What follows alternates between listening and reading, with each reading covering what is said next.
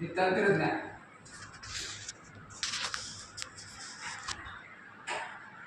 ह्या गोष्टी चालल्या. आणि शून्य भाषामध्ये काय काम करते लागणार काम? नांगराची गरज आहे भाऊ, नांगराची गरज आहे का? अजूनही विचार करा तुम्ही, नांगराची गरज आहे का? मातीला नांगराची गरज आहे का? बिगर नांगरणीला पीक येत नाही का? तुम्ही येऊ लागलं करू लागलो म्हणून 6,000 एकर सांगितलं तुम्हाला. एकदाचीच नांगरणी ही बागायतमध्ये बरं का, हे बागायतमध्ये करू आपण. त्या बागायतमधल्या प्रॅक्टिस अलग आहे, ह्या कोरडोच्या प्रॅक्टिस अलग आहे. कोरडो हो आता हे क्षेत्र आहे बरं का सगळं, हे क्षेत्र आणि इथं पाटपाणी काही जागेला पाटपाणी सुद्धा आहे. विषय लय मस्त आहे. आता आपल्याला नांगरण्याची गरज का?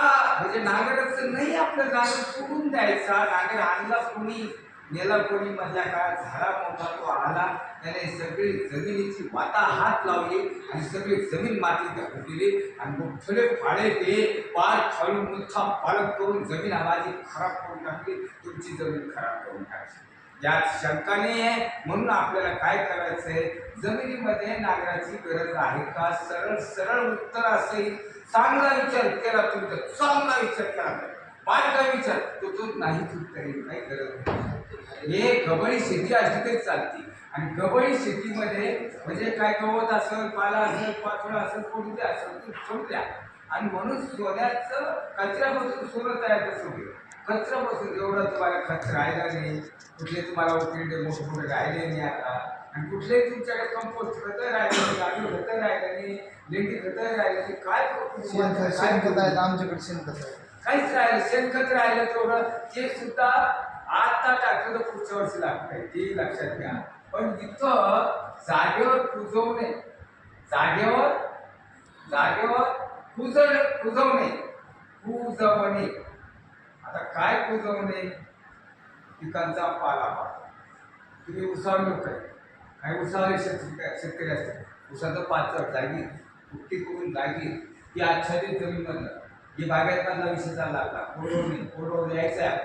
मग बागायतमध्ये कचरा पेटवायचा, पहिल्या वर्षी नांगरणी करून घ्यायची, रोट्यावाटर करायचंय. आणि रोट्यावाटर केल्यानंतर सगळा बेड तुमचे 4.5 फुटाचे बेड तुमचे टाकायचे. त्यात 4.5 बाय 6 इंच, हे 4.5 फूट आणि 6 इंच उंचीचे हा बेड. आणि 4.5 दुसरा बेड. हे एकदा बेड झाले साहेब, हे बेडला हात लावायचं. आता या बेडमध्ये काय करायचं? एकदा बेड झाले की हा बेड आपला टॉप येण्याचा 3 तास आहे. खाली 4.5 ही ओघळ हिचं माप अर्ध घेतलं तिथे 4.5 होईल. वर माथ्याचा टॉप माथा 3 10 म्हणजे हा माथा. याच्यावर तुम्ही 2 वळी आरामाने घेऊ शकता, या 2 वळी आरामाने घेऊ शकता. आणि इथं कापणी करायची. या बेडवर तुम्हाला सरळ कापणी करायची. हे बेड झाले एकदा की इथं हे बेड काढल्यानंतर हे सगळे जे काय पिकं असेल तुमचे, हे 2 वळीचं असेल, हे 2 वळीचं असेल, इथं कापणी करायची बरं का. आणि या वळी तुमच्या फरक हे ओघळ असतात, ओघळ्या या 2 वगळ्या आपल्याला हा बेड. याच्यावर आपण मका घेऊ शकतो, याच्यावर आपण कापूस घेऊ शकतो. आणि हा कापणी करायचा आहे. आणि हा मुळांचा बाजार, हा खोडांचा बाजार करायचा आहे. आणि हा खोडांचा बाजार, हा मुळांचा बाजार इथं ढिगल्या लावायचे आपल्यासाठी, या चालूच ठेवायचे आहे. आणि यांच्या मुळामध्ये एक डिस्टन्स ठेवायचं आहे की खरीपामध्ये जर कापूस होत असेल तर कापूस केला तो अति खोलवर जाईल आणि परत रब्बीला तुम्हाला मका घ्यायची. म्हणजे वरच्या थरातलं मुळं, खालच्या थरातली मुळं. लक्षात आलं तुमच्या? वरच्या थरातली मुळं, खालच्या थरातली मुळं, इथं असे प्रस्थापित करायचे आणि कुजू द्यायचे. त्याला कुजू द्यायचं, परत शेतात जायचं. आता तुम्ही मला मग याच्यामध्ये कवची होता, याचं काय केलं तुम्ही? याचं काय करायचं? याच्यावरती तुम्ही म्हणताल तसं फार पद्धती खराब होईल का? हा सगळं सभ्रम काढून टाक.